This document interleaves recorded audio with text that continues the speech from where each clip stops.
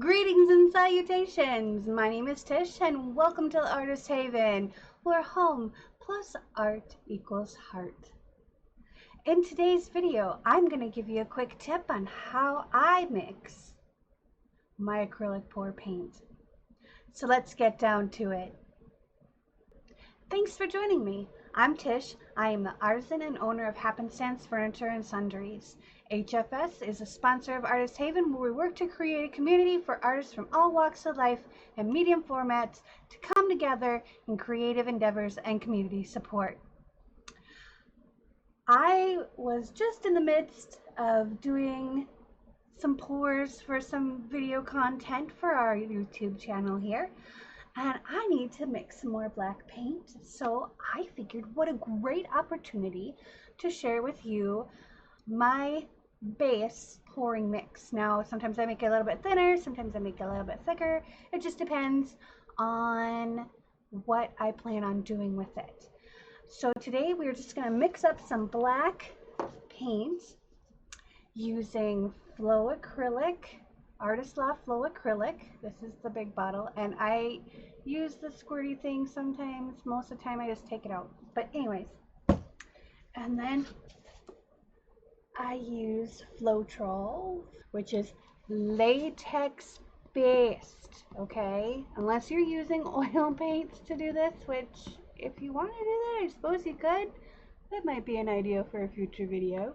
But you want to get the latex based paint additive. I get this at the Home Depot. I think it's right around $15 for a gallon after taxes. Depends on what your local taxes are and all that. So, and then I choose to use, it doesn't matter on brand, but it matters on distilled water. I live in a city where they put all kinds of chemicals and weird things, plus I live in an old building, so it picks up minerals and stuff from the pipes. So I feel more confident, especially when using light colors or white, where little rust particles could eventually bleed. I just feel more comfortable using distilled water. Okay, now that I've gone through the ingredients, let's go through the tools. I have my scale here. It's a digital scale. I got it at a thrift store for like $4. I have not searched online to see how much they are. A container to hold your paint in, and I use these big mixing cups from the dollar store because they work great. And then I transfer my, I don't know why I have the urge to shake these when I hold them in my hand. I get these at the dollar store as well. They're 2 for $1. Sometimes the paint gets kind of goopy in the tip up here. So what I do is I have a baby bottle nipple cleaner. You know, it's got a baby bottle brush on the one end and then the nipple cleaner on the other end. And that's what I use to scrub out that and a pipe cleaner. They both work great. So that's what I use to store it in after I mix it. And I tend to mix my colors lightest to darkest. So if I mix white, then I put that in the container, then I mix yellow, and I put that in a container, then I mix orange, and I put that in a container, then I mix red, and I put that in the container. That way I'm not having to wash the container out every single time, because that little bit of red, I mean, if you really want to be a purist, you can wash it out every single time. But unless I want a true, like, red that doesn't have any hint of orange to it, which most of them, it doesn't bother me. But for certain things, I do like just a true red. So the other thing is a strainer to strain out the Floetrol to make sure you don't have any little chunks and bits in it. This one has obviously got some dried paint on it, and I strain a lot of paint. This is the easiest way for me to strain it. I get these at the dollar store whenever I'm there because I lose them. I don't break them, I lose them. I have like 4 of these floating around my studio, so I don't I don't know where the other one went that's cleaner than this, but this one will work for now. So what I do is I put that on there, and then I put my container on there. I hit the power button, and 9 times out of 10 that'll automatically tear out your weight. So if you were to remove this, you know that you have, it says 10.3 ounces, negative 10.3. Oh, it just went to 2. 10.2 ounces, negative 10.2. So this whole kit and caboodle here weighs 10.2 ounces. And we put that back, and it should tear back to 0. What I'm going to do is we're going to do 12 ounces of Floetrol, 8 ounces of paint, and 2 ounces of water. And you know what? I am going to write that down so I can check them off as I do them. So, get my little scrap paper out here. So, we're going to do, let's do 12.5 ounces of Floetrol. And we're going to do 8 ounces of paint. And we're gonna start with 1 ounce of water, and we're gonna see how thick that is, because we can always add more water, and water is inexpensive. Paint and Floetrol, you gotta pay a little bit more money. Okay, so shaking up the Floetrol, because you really want to shake it, because all the bits, all the good stuff floats down here, or sinks down here, and all the other stuff floats up here. So we want to shake it up really well.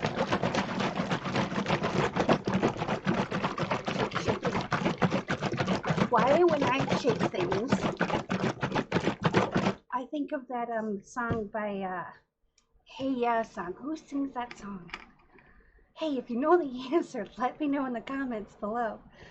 Golly, now I can't think of it. Okay, so we're doing 12.5 ounces of Floetrol. So we're going to just pour this in there. And see, that's why we did this.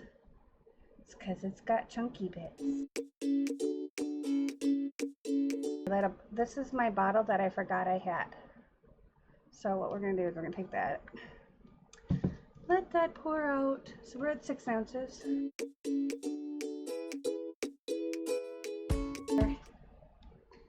We're going to take out the chunky bits.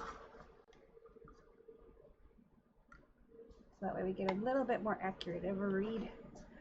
Because that little bit, yeah, that took it down 1/10 of an ounce. So, oh, there we got another chunky bit. Okay. So, there we go. There's our chunky bits. So we're at 13, so we're a 1/2 ounce more. That's okay. It works for me. We're not baking the cake here. We don't have to be exact. And take this off, and we're gonna put that right there, and we're gonna re-tear the scale so it's back to 0. There we go. We're back to 0. Oh, it just went down to -1. I don't like the scale. It's way too sensitive. Close enough. Okay, so we'll shake up the paint a little bit. So we're going for 8 ounces. And there's 8.1. We'll put 8.3 just to make up for the extra Floetrol. There we go. That works. Now, I take a moment and mix my paint with my Floetrol.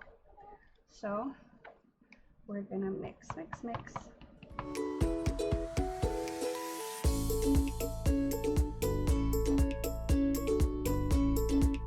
Okay, so while you're mixing, what you're going for is it feels consistent when you drag your stick or spatula or whatever you're stirring with, spoon. So it feels consistent while you're pulling it through. So while you're stirring, you want to feel for resistance.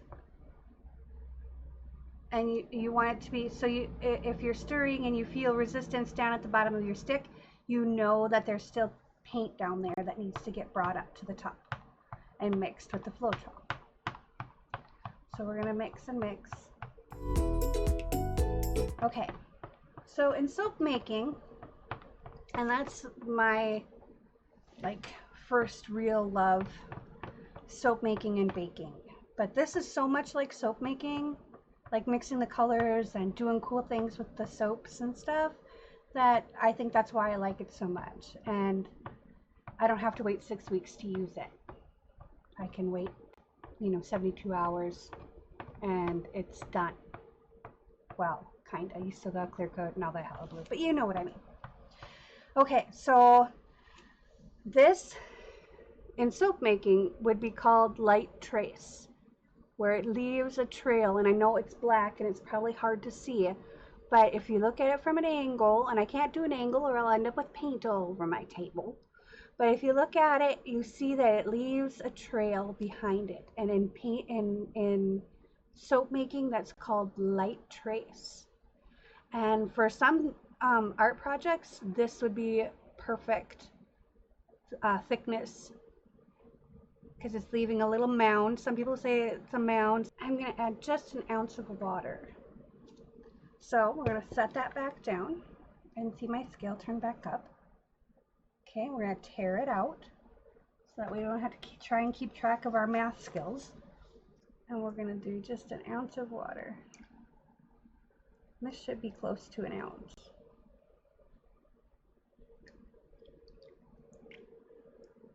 There we go.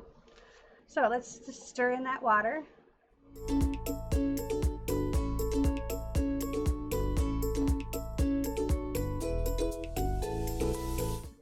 And it's going to be the same kind of thing. You're going to feel a different resistance on the top than you do on the bottom. And I'm not saying scrape the bottom. You will scrape the bottom while you're stirring. But when you're just swiping it to feel resistance, you're going to want to just kind of graze the bottom, just like this much from the bottom. So I feel an even consistency except for right there. So let's get that corner right there. Or it's a round cup, it's not a corner section. Don't scrape the sides if you had paint in there before. Okay, I'm just trying to feel the sides, and we should be good. So that's more like warm honey. But you still get a little bit of a mound, just a tiny, tiny one. It's like, it doesn't. Okay, so when the paint comes off the stick and you hold it about 2 inches from the surface, it makes a little triangle, a little mound. Now if you were to hold that off 2 inches and it were just to immediately penetrate the paint and not make any kind of a mound, that's too thin for general purposes. It could be, you have a technique that you're looking for that kind of consistency, you know what, go for it. But for my general purposes, I like the little mound. All right, so that is that. And that is how I mix the majority of my paints. Now sometimes I do straight up Floetrol and water, or Floetrol and paint, because I use like a craft paint and it's already really thin, so I don't add water. And if I do, I just use my mister bottle. I've got this mister bottle that I use. I actually have 2 of these because I lose them. I use my mister bottle and I'll just spray a little bit of water in there. You can use a regular squirt bottle, you can use whatever, but I find that it's easier to do this because it adds a little bit less water than a spray bottle. I also use this mister to tighten up the backs of my canvases because this works really well for me. You get used to how to control it. And when you're blending paints on furniture, when you're, this is the way to go. That is how I mix my paints. How do you mix your paints? Do you do it similar to mine? Do you have another formula that you use? Do you not use Floetrol? Do you use school glue or one of the pouring mediums from the paint companies? Let me know in the comments below. If you found value in this video, please smash that like button. And if you like this video and would like to see more, please hit the subscribe button and click that little notifications bell, and we'll let you know when we add new content or go live on our channel. Thanks for joining me. Peace, love, and happiness.